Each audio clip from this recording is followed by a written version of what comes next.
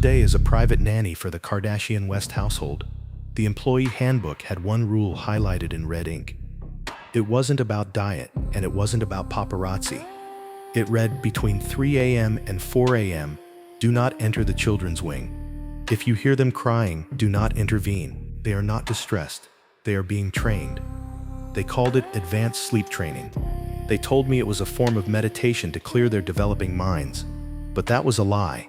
I know because I stood outside that door. I heard the sound coming through the speakers. And now I realize Kanye wasn't crazy.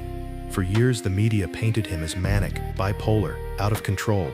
We laughed when he went on Twitter rants about saving his kids from that house. But he wasn't trying to win a custody battle. He was trying to stop a ritual. That minimalist beige mansion in Hidden Hills isn't a home. It's a temple, a vessel. And those children, North, Saint, Chicago, they aren't just celebrity kids. They are the payment for the Kardashian empire's eternal fame. If you want to know why Kim never seems to age, why their relevance never dies, and why the walls in that house are soundproofed so heavily, listen closely. Because the story I'm about to tell you won't be found in TMZ. The hiring process started in Kris Jenner's office. Being in a room with that woman is like standing next to a black hole. She smiles, but you can feel her scanning you, not as a person, but as an asset, a resource to be mined. The NDA, non-disclosure agreement, I signed was 40 pages long. It didn't just threaten lawsuits. The language was terrifyingly personal. It basically said, if you talk, we won't just sue you, we will erase you. I needed the money. I signed it. When I first walked into Kim's house, I didn't feel awe. I felt cold. You've seen the photos. Minimalist, empty, monochromatic. Kim calls it a monastery of mental peace. But it's not a monastery. It's a sensory deprivation tank. It's a tomb. The acoustics are wrong. The house is so deadeningly quiet that you can't even hear your own footsteps. There are no toys in the living room. No family photos on the walls. It feels like a rendering, not a place where humans live. When I met the kids, I knew something was off immediately. Normal kids run, scream, scrape their knees. But when Chicago, she was 4 at the time, looked at me, she didn't look at me like a child. She scanned me like an adult. Hi, I said, I'm your new nanny. She smiled, but only with her mouth. Her eyes were fixed. Mom says your aura is weak, she said. Excuse me? Your aura, she repeated. It's very pale, but that's okay. We can feed it. My skin crawled. Kids say weird things, sure. But Chicago wasn't playing pretend. She was making a clinical observation. My job was simple. Keep them occupied during the day, prep them for photo ops, and most importantly, keep them on the schedule. Everything in that house is timed to the second. Mealtime, playtime, and the most terrifying one, silence time. For the first week, I stayed in my room to avoid violating the 3 a.m. rule, the witching hour. At exactly 2:55 a.m., the pressure in the house changes. It feels like being in a descending airplane. Your ears pop. Then the sound starts. White noise machines. That's what Kim called them. Every child's room was equipped with these custom-made sleek speakers built into the walls.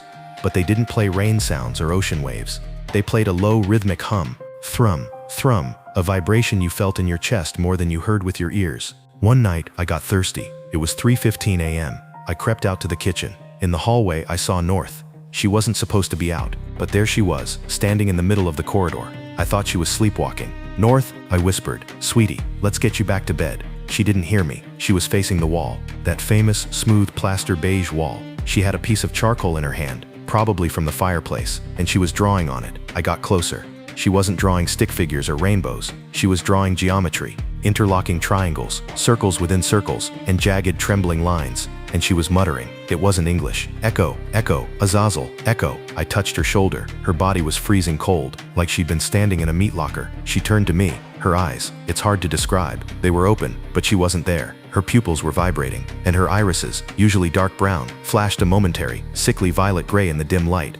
Mom's gonna be mad, she said. Her voice sounded like hers, but the cadence was Kris Jenner's. Authoritative, cold. Why are you drawing this? I asked. Looking at the symbols, they want it, she said. I have to keep the door open, or else Dad will try to get in. Dad, Kanye. I remembered Kanye's deleted Instagram rants. Get my kids out of that house. They are turning them into monsters. North's sketches aren't normal. The public thought he was having a bipolar episode. They called him crazy. But looking at those symbols on the wall, I realized Kanye wasn't manic. He was a terrified father, watching his children slip away into something dark. It wasn't just North. Saint would stare into empty corners and laugh. Psalm would sit up in his crib at night and wave at the ceiling. But the scariest part was Kim's reaction. I brought up North's night wanderings to Kim the next day. Maybe she should see a child psychologist, I suggested. She's drawing symbols on the walls. Kim was getting her makeup done. She looked at me through the vanity mirror. That frozen, flawless, Botoxed mask of indifference.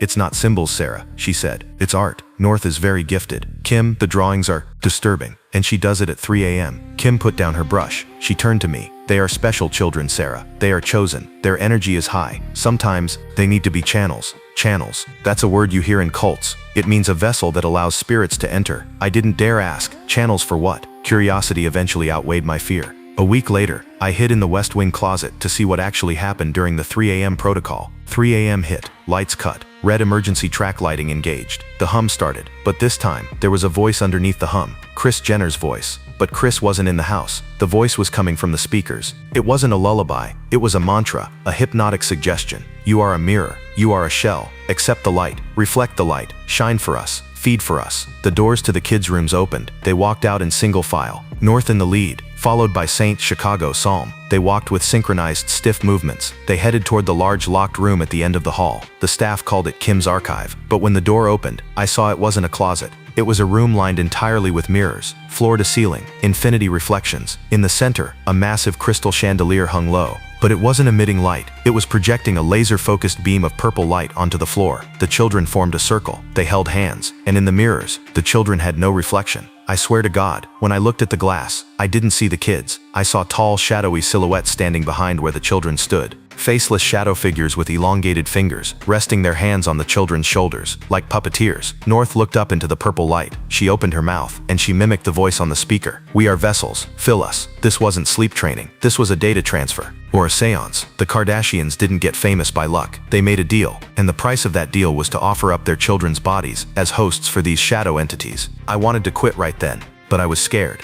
Not of the NDA, but that I wouldn't make it out of the driveway alive. Then, the incident happened. The night Kanye tried to raid the house. The media spun it as Kanye West harasses Kim at her home. But I was there. Kanye wasn't drunk. He wasn't having an episode. He was terrified. He was screaming at the security gate. Unplug them. Cut the connection. You're brainwashing my kids. Kim didn't come out. She stayed inside, talking to the head of security on a radio. Kanye threw a crumpled piece of paper through the iron bars. Read this, Kim. Read this and see what you're serving. Security grabbed the paper and tore it up, but the wind blew a fragment of it into the bushes near where I was watching. After the police took Kanye away, I snuck over and retrieved it. It was scribbled, chaotic handwriting, but I could make out specific phrases. Moloch, child sacrifice, blood for fame. They are 33rd degree, North is in danger, burn the room, and at the bottom, a sketch. The exact same geometric symbols North had drawn on the wall. Kanye knew. He had seen what was in that mirror room, and he was willing to burn his career, his reputation, everything, just to try and break the cycle. But Kim just watched from the window. No sadness, no anger, just that beige, empty stare. She pulled out her phone and made a call. He's becoming a problem, I heard her say. Up the dosage, feed the press, make him look crazy. That's when I realized Kim Kardashian isn't a victim. She is the high priestess of this cult. Her mother, Kris, is the matriarch, and Kim has taken the torch. She isn't protecting her children. She is grooming them. My end came because I got sloppy. The next day, I went into North's room. The symbols she drew were still faintly visible on the wall. The cleaners hadn't scrubbed them yet. I wanted to take a picture. Proof.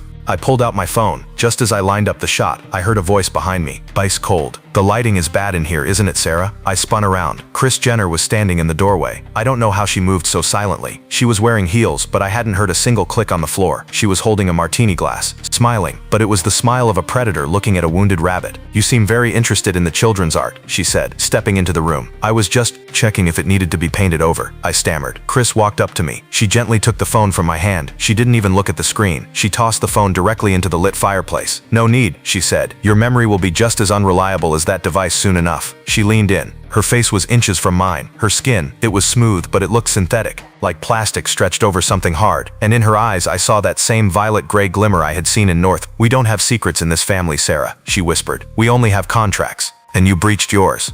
I won't tell anyone, I said, trembling. Oh, you can't, Kris said, because no one will believe you. We own the media. We own the narrative. You're just a disgruntled, fired employee. Then she grabbed my wrist. Her hand was hot, burning hot, like touching a stove element. It left a red mark for weeks. Go now, and pray we don't decide to use you as a source. Because your aura, it looks very delicious. I ran. I didn't even pack. A massive severance package hit my bank account the next day, followed by a cease and desist letter from their lawyers that was basically a death threat. I watch North's TikToks now. People comment, she's so talented, she's so mature for her age. Look at her eyes. Look at the moments where she pauses and stares blankly. Look at the mirrors in the background. Sometimes, if you look closely, you'll see that her reflection moves a split second after she does. Those children aren't alone in their bodies. The Kardashian curse isn't about ruining the men they date. The curse is about the women offering up their bloodline to the entities that gave them the world. Kris started it, Kim perfected it, and now, it's North's turn. That minimalist house isn't a design choice. It's empty because they are filling it with something else. And believe me,